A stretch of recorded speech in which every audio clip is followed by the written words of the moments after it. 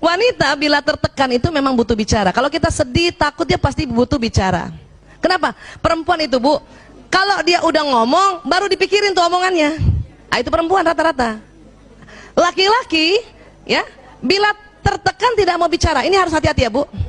Kalau suami ibu sampai di rumah, kemudian ibu lihat, ya, dia kayaknya sedih banget mukanya, ya, karena 10 menit tadi. Setelah 10 menit masih sedih, kan ibu tanya kan?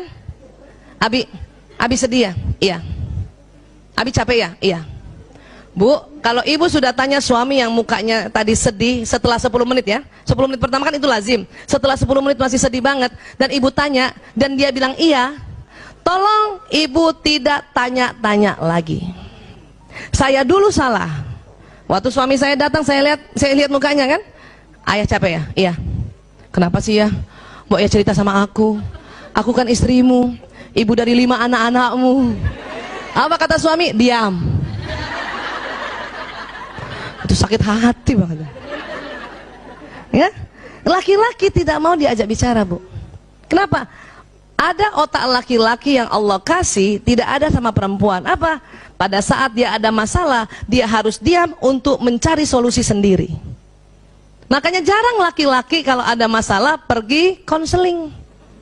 Jarang. Kalau perempuan ada masalah pergi konseling, Bu. Kenapa? Supaya ada yang dengerin. Suami gue nggak dengerin, ya udah gue ke dokter Aisyah aja deh. Dengerin. Dan konsultan perempuan harus yang terlatih. Kalau enggak, dia juga pengen ngomong, Bu.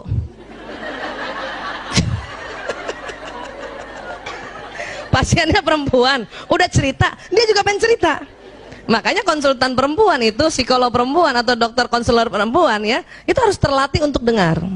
Sudah selesai semua, tinggal memetakan. Ya, laki-laki enggak. Dan ingat, laki-laki mau cerita sama istrinya kalau masalahnya ini sudah ada alternatif solusi. Jadi ibu tenang aja, nanti dia cerita kok. Termasuk anak kita kalau datang. Ya, sayang, kok kayaknya marah ya? Iya bun, mau ya cerita sama bunda. Bunda kan ibumu yang melahirkanmu. Sebetulnya anak laki mau bilang diam, tapi takut durhaka. Enggak kayak bapaknya, langsung diam. Paham ya Bu? Ya, biarin. Jadi gimana Bu Aisyah? Bilang sama suami, ayah capek banget ya? Iya. Ini minum, ini makanan. Ya, kalau mau ngobrol panggil aku ya. Nah gitu. Gitu, udah kita jauh-jauh dikit. Biasanya sambil nonton TV tuh. Mukanya gitu.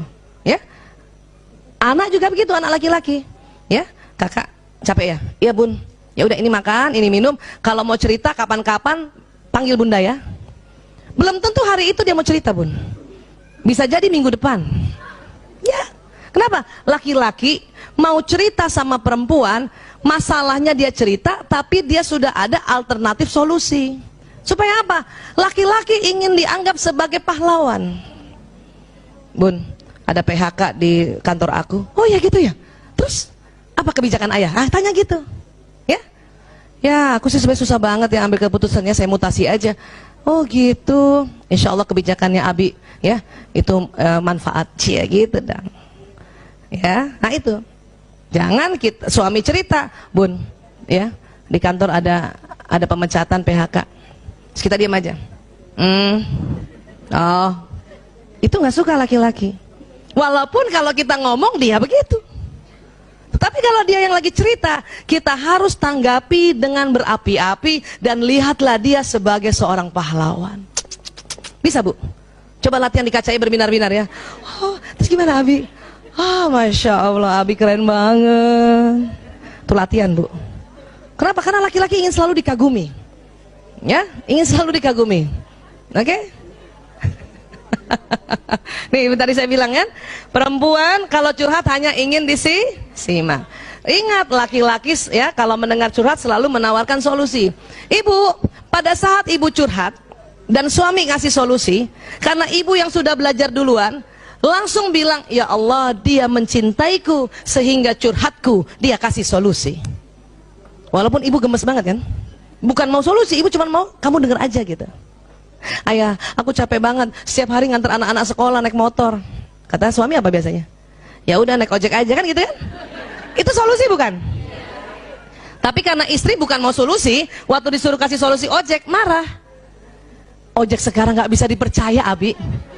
Ya udah kalau gitu panggil supir, apalagi supir. Wah. Terus kata suami apa? Lo katanya capek. Ya. Sebetulnya perempuan hanya ingin didengar, dan kalimat yang paling senangi perempuan apa? Umi kasihannya capek banget. Ciela, ya Allah. Bu, saat itu juga nggak jadi capek. Betul. Suami saya udah paham tuh. Kalau saya ngeluh apa-apa, kasihan kamu capek, istirahat aja. Ciela. Padahal maksud dia, udah diam nggak usah ngomong. Tapi kalimatnya sudah belajar dia. Kalau dulu astagfirullahaladzim, ngasih solusi berantem. Suatu ketika saya makan bakmi ayam sama suami, itu saya bilang, ya Allah kalau bakmi ayam gini kurang nendang ya. Dia kasih solusi, ya udah yuk kita makan nasi goreng lagi. Ya. Itu solusi. Paham? Dan suami saya juga sudah pintar sekarang, Masya Allah. Kalau saya curhat, setelah dia dengar curhat, apa dia bilang sama saya? Ibu, mau pakai solusi apa enggak? Itu kayak nanya mau pakai bawang goreng apa enggak. Kenapa? Kata suami saya, daripada gue berantem muter-muter debat kusir gara-gara ini. Paham ya? Nah itu tadi. Jadi gimana? Kalau gitu dari awal ibu bilang sama suami, Abi, ayah, ya, Mas, aku mau cerita aja ya. Oke, dia akan dengar. Kenapa? Karena laki-laki merasa kalau perempuan sedang ngobrol, dia harus carikan solusi. Itu dia capek juga, Bu. Tapi kalau dari awal kita bilang, dengar saja ya, aku cuma mau cerita, dia udah tenang. Oh, bukan solusi. Ya, dia selalu dengar, suami selalu ingin dianggap sebagai pahlawan. Itu harus diingat. Ya. Kenapa suami ingin dianggap pahlawan? Ini Bu, ini otak dibelah ya. Ada yang merah-merah ini. Coba pegang dulu dahinya Bu. Nah, di dalam situ Bu, ini kayak ibu pegang dahi itu yang ini nih, ini ya, depan sini ya. Nah, agak ke dalamnya itu ada segitiga. Ini saya kasih warna merah, aslinya bukan warna merah ya. Namanya hipotalamus. Hipotalamus. Apa Bu? Hipotalamus. Ternyata Allah ciptakan hipotalamus laki-laki 2,5 kali lebih lebar dari perempuan. Ini. Ya. Jadi lebih besar siapa Bu? Laki-laki. Berapa besarnya Bu? 2,5 kali. Ini supaya kita hafal terus ya, diulang-ulang ya. Apa fungsi hipotalamus? Sebetulnya banyak ya. Tetapi untuk laki-laki ya dan perempuan ini, hipotalamus ini pertama pusat menjaga keamanan Bu. Berarti laki-laki lebih jago jaga keamanan bukan? Iya. Itu makanya dia juga selalu ingin dilihat sebagai pahlawan. Ini harus kita ciptakan Bu. Bu Aisyah, tapi kan kita pura-pura. Enggak pura-pura Bu. Kita harus create. Kita harus memang buat suasana seperti itu. Bukan pura-pura. Itulah amal ibadah kita sebagai seorang istri. Ya. Banyak suami-suami lagi ngobrol sama temennya, cerita tentang kehebatannya, kita ngomong apa dalam hati? Bohong. Apalagi kalau temennya lihat kan, itu bahaya banget Bu. Ya. Biarin, kalau suami cerita walaupun dia sesungguhnya, ya, dia bukan berbohong. Dia sedang negosiasi. Ya, kalau ada temennya tanya, ya, kamu punya chat nggak? Punya? Walaupun nggak punya tuh, itu negosiasi. Kita juga harusnya mendukung. Ya betul, insya Allah ada punya. Jangan. Oh.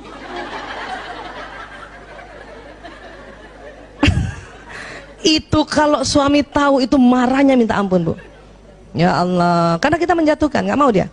Itu yang bikin setiap hari akhirnya apa? Dia dendam sama kita. Sehingga dia mencari perempuan yang menganggap dia seorang pahlawan. Wah Allah, ya, paham ya Bu? Ini pusat. Kemudian apa lagi? Ini, kalau perempuan ini yang tebal nih, yang di tengah putih, namanya corpus callosum. Apa Bu? Corpus callosum. Lagi sekali lagi, corpus callosum. Yang mana sih Bu Aisyah? Itu otak di tengah Bu, bagian tengah tuh, putih. Nah, perempuan lebih tebal. Perempuan lebih tebal. Karena lebih tebal 30%, maka perempuan bisa mengerjakan lebih dari satu pekerjaan berbeda dalam satu waktu. Ibu sering gitu kan? Masak, suapin anak, balas WA, kakinya ngepel sambil balas WA. Balas WA, pantatnya tutup lemari gitu. Ya. Ya Bu. Siapa ibu pernah kalau punya wastafel di kamar mandi, ibu sikat gigi kan? lihat jendela berembun kan, itu sambil ngilap ya. Kadang kaki ngambil baju kotor yang jatuh, iya Bu. Siapa ibu yang bawa mobil antar anak zaman dulu tuh, apalagi ya, bawa mobil, anak belum makan disuapin, betul Bu. Masih bisa kita dengar qiraat ya dari kaset, masih bisa pasang alis, itu perempuan. Bahkan ada gurunya teman anak saya perempuan itu, dia naik mobil, dia naik motor dan selalu pakai helm, tapi sambil dia naik motor bisa pasang alis Bu. Itu perempuan, keren banget. Kok bisa Bu Aisyah? Enggak, dia tahu dari rumahnya ke tempat dia kerja melewati 4 lampu merah. Jadi lampu merah pertama kan, lampu merah ada angkanya kan, jadi kita udah tahu kan, 30, 31 kan gitu. Dia buka helm, pasang sebelah. Kadang baru setengah yang sebelah, udah, ya Allah, udah tutup helmnya dia. Apa? Dia perkirakan lagi lampu merah kedua. Ya, lampu merah kedua ternyata hijau.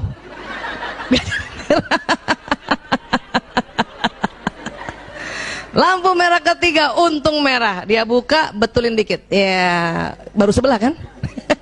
Lampu merah keempat enggak, merah hijau, makanya sampai pekarangan sekolah baru sebelah.